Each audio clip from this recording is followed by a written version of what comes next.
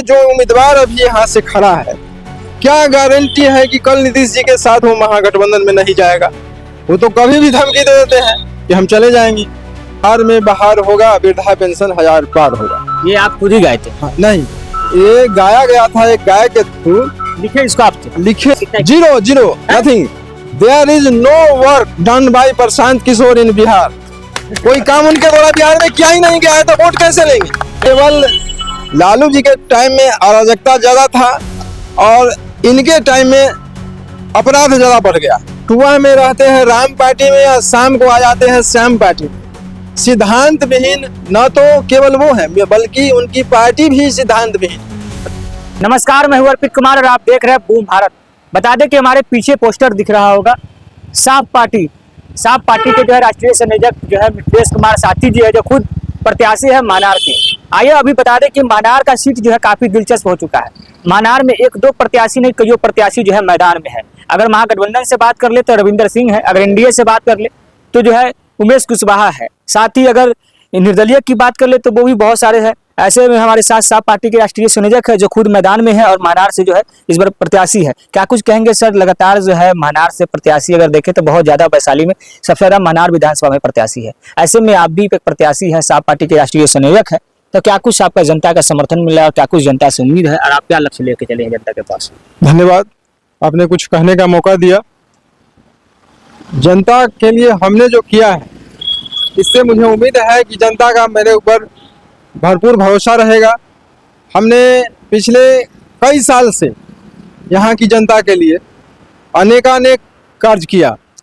वर्तमान में हमने ऑनलाइन सेवा का व्यवस्था किया था।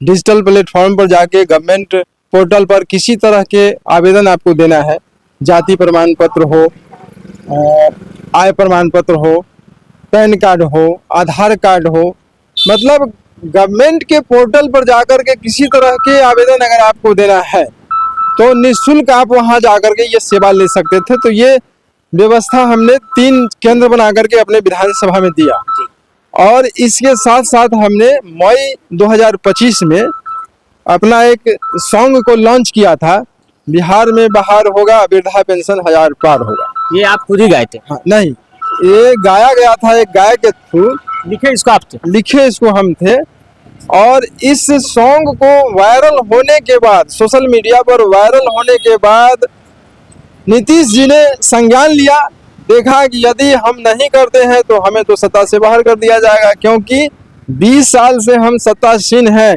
और वृद्धा पेंशन को 400 से 450 तक नहीं कर पाए हैं। तो हमारा सॉन्ग का इम्पैक्ट ऐसा पड़ा कि उन्होंने वृद्धा पेंशन को 400 से बढ़ा करके 1100 कर दिया। अगर बात करें सर, मानार की तो दिलचस्प सीट होती जा रही है। मानार में कईयों सारे दावेदार है, जो कोई एनडीए से है तो कोई महागठबंधन से है और कईयों ऐसे दावेदार है जो पब्लिक फिगर भी है। ऐसे में आप भी एक है जो मतलब साफ पार्टी से आते हैं, आप इसका राष्ट्रीय संयोजक है, तो मैदान में कूदे हैं तो कितना दमखम से कूदे? क्या लगता है कि मानार की जनता कितना जन समर्थन आपके साथ रहेगा? जनमत कितना हासिल कर पाएंगे इस बार के चुनाव में? जनमत बहुत ज्यादा वोटों से हम जीतने जा रहे हैं, क्योंकि अभी तक जो लोग मैदान में हैं वो लोग दल बदलू। कभी सुबह में रहते हैं राम पार्टी में या शाम को आ जाते हैं श्याम पार्टी में। सिद्धांत विहीन न तो केवल वो है, बल्कि उनकी पार्टी भी सिद्धांत विहीन है। मतलब दल बदल वाला जो है लगा रहे हैं आरोप, मतलब ऐसा, मतलब दल बदल कौन लोग हैं जो दल बदल करके पार्टी करते हैं? अरे कौन नहीं है, सबसे पहले नीतीश जी को ही ले लीजिए। नीतीश जी खुद गठबंधन में परिवर्तन करते रहते हैं। उनका अपना जो है, कभी रहते हैं महागठबंधन के साथ और कभी आ जाते हैं एनडीए के साथ। दोनों का विचारधारा आपको पता होगा कि विचारधारा में बहुत ज्यादा अंतर है। बीजेपी का कहाँ अलग विचारधारा है, महागठबंधन का कहाँ अलग विचारधारा है, और इनके लिए दोनों में से कोई विचारधारा से कोई लेना देना नहीं है। कभी महागठबंधन में आ जाते हैं और कभी बीजेपी के गठबंधन में आ जाते हैं। तो अब लोगों का कहना है कि वोट लेते हैं महागठबंधन में खड़ा होकर के और चले जाते हैं बीजेपी के साथ, वोट लेते हैं बीजेपी के साथ और चले जाते हैं महागठबंधन में। अभी कल्पना कीजिए कि जेडीयू के जो उम्मीदवार अभी यहाँ से खड़ा है, क्या गारंटी है कि कल नीतीश जी के साथ वो महागठबंधन में नहीं जाएगा? वो तो कभी भी धमकी दे देते हैं कि हम चले जाएंगे। तो जनता अब समझ गई है कि ऐसे लल्लू लोगों को अगर वोट देंगे तो हमारा वोट का कोई वैल्यू नहीं रहेगा। ये कभी इधर जाएंगे कुदुक कुदुक के, कभी उधर जाएंगे, कुर्सी के लिए ये कुछ भी करेंगे। चलिए। अब 1 मिनट और सुन लीजिए। महनार की जनता और महनार विधानसभा किसी नेता का और किसी पार्टी की जागीर नहीं है। किसी नेता का और किसी पार्टी की जागीर नहीं है कि वह पटना में बैठ करके रहे थे कि महनार की जनता और महनार विधानसभा किसी पार्टी की और किसी खास व्यक्ति की जागीर नहीं है कि वह पटना में बैठ करके और टिकट बेच देगा और जनता उसको वोट दे देगी। क्या लगता है कि टिकट बेचा गया सर? बिल्कुल बिल्कुल टिकट बिल्कुल बेचा गया है।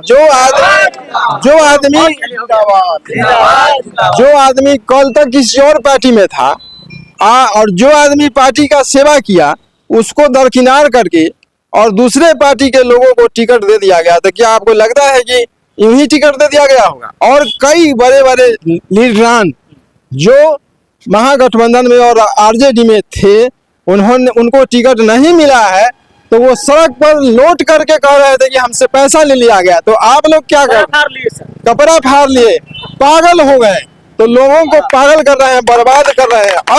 अब आगे आइए। बर्बाद कौन कर रहे हैं? बर्बाद जो लोग टिकट बेचते हैं वो बर्बाद कर रहे हैं। तेजस्वी या नीतीश कौन कर रहे हैं?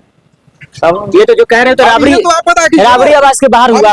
ये उल्टा फाड़ जो है राबड़ी आवाज हमारे लिए शोभा नहीं देता कि किसी का उतने घटिया आदमी का मैं नाम अपने मुंह से लूं। कौन घटिया? समझिए, ये आप समझिए कि कौन घटिया आदमी है। आपके हिसाब से तेजस्वी घटिया आदमी है? नहीं, ये मैं कुछ नहीं कह सकता हूँ। ये इस पर आप हमसे मत बोल पाइए। आप बोलिए कि कौन घटिया आदमी है, कौन क्या है। ये कहने की बात नहीं है, समझने की बात है। समझे? अब आइए, जो लोग टिकट खरीद के आ रहे हैं पहले वो लोग क्षेत्र से अपना पैसा निकालेंगे, उसके बाद ना जनता की सेवा करेंगे। तो उनका पैसा निकलते निकलते 5 साल गुजर जाएगा, जनता यूं ही ठगी जाएगी। अगर बात करें, अगर आयुर्वेदिक की यहाँ इस सीट पर अगर महागठबंधन की बात करें तो पहले संजय राय टिकट की रेस में थे, उसके बाद रविंदर सिंह टिकट ले लिए। तो ऐसे में संजय राय बागी हो गए हैं, निर्दलीय लड़ रहे हैं। तो क्या लगता है कि इफेक्ट पड़ेगा, संजय राय वाला इफेक्ट रविंदर सिंह पर पड़ेगा? बिल्कुल जबरदस्त इम्पैक्ट पड़ेगा इस बात का, समझे। और इफेक्ट भी पड़ेगा। फायदा किस पार्टी को होगा, किसको होगा? अब इस फायदा क्या किसको होगा ये जनता जाने और आप जानिए, इसमें मैं कुछ नहीं बोलूंगा। ये हमारे कहने लायक बात नहीं है, इसको आप समझिए, इस पर हम फोकस करने नहीं जा रहे हैं। हमको कहाँ फायदा हो रहा है इससे मतलब। चलिए 5 काम बताइए जो मनार के लिए करेगा। अगर जीतते हैं तो 5 वैसा काम जिसको ब्लूप्रिंट आप तैयार किए होंगे, ये काम हमको मनार में करना है। बिल्कुल। सबसे पहला जो मेरा उद्देश्य है, पूरे बिहार के महनार के साथ साथ पूरे बिहार के सभी अनुमंडल में संपूर्ण विकसित अस्पताल की व्यवस्था की जाएगी। अभी क्या है कि पूरे बिहार में जितने अस्पताल है स्वयं बीमार। आप ये सोच के चलेंगे कि हमारा सीरियस अगर बीमारी से हम गंभीर रूप से ग्रस्त हो गए हैं और हमारा इलाज सदर अस्पताल में हो जाएगा, तो ये संभव नहीं है। आपको प्राइवेट अस्पताल में जाना पड़ेगा। तो प्राइवेट अस्पताल के ऊपर जो निर्भरता है उसको बिल्कुल जीरो कर देना है। सबसे पहला उद्देश्य ये है। दूसरा उद्देश्य है कि पंचायत स्तर से जिला स्तर तक जो भ्रष्टाचार फैला है और नौकरशाहों की जो बोलबाला फैला हुआ है, वे लोग बिना पैसा लिए हुए, सारे की बात मैं नहीं कहूँ, लेकिन कुछ ऐसे लोग हैं जो बिना पैसा लिए हुए काम नहीं करते हैं। तो नौकरशाहों की दबदबा को कम करना है।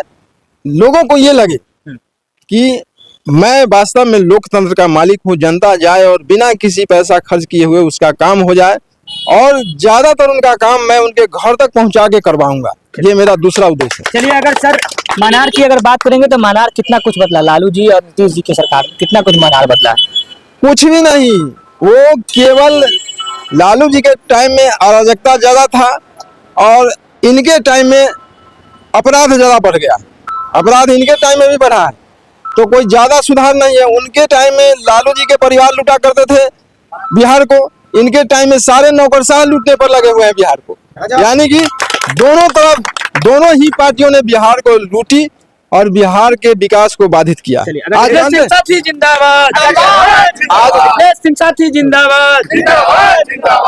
आज अगर बिहार का विकास होता तो बिहार से बाहर जाकर के बिहारी कह करके लोग गाली नहीं देते बिहार के लोगों को।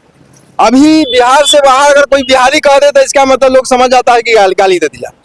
इतना मतलब बिहारी शब्द इतना हे दृष्टि से देखा जाता है बिहार से बाहर। तो ये किसकी देन है? अभी 15 साल लालू जी ने शासन किया, और 20 साल 35 साल तक ये बिहारियों को बिहार में पूरे भारत में सम्मान के दृष्टि से नहीं देखा जाता है। किनकी देन है? इन्हीं दोनों की देन है। पलायन यही लोग करवा रहे हैं, तो विकास क्या किए? विकास का पैमाना ये है कि साक्षरता 100% हो जाए, पलायन 100% रुक जाए, दोनों में से कुछ हुआ नहीं।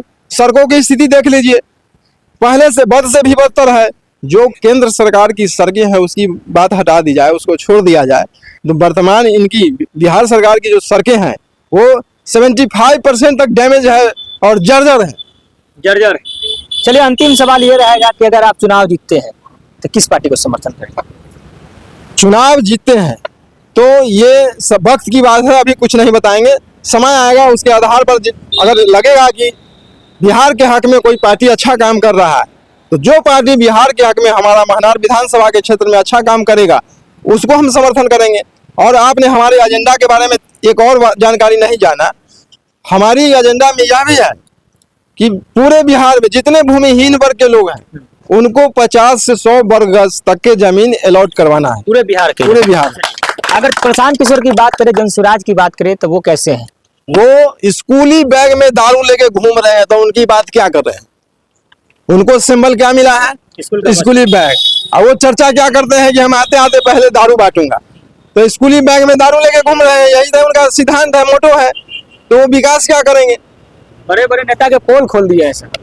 जी, पोल पट्टी खोल रहे हैं सर। जी बिल्कुल बिल्कुल, इसमें कोई संदेह नहीं है। जिन लोगों ने जो किया वो बता दिया गया, इसमें ज्यादा कुछ कहने की अब जरूरत है नहीं। अगर प्रशांत किशोर की बात करें तो कितना सीट ला पाएंगे बिहार में? कितना? Zero zero, nothing. There is no work done by Prashant Kishor in Bihar. कोई काम उनके द्वारा बिहार में किया ही नहीं गया है, तो वोट कैसे लेंगे? कह रहे हैं कि उनके प्रत्याशी को डराया जाए।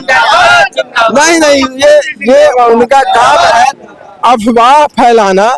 सच्चाई यह है कि जब तक जमीन पर आप कोई काम करेंगे नहीं, कोई बढ़िया जनता के लिए उपलब्धि लेके आएंगे नहीं, जनता कैसे आपको वोट दे देगी?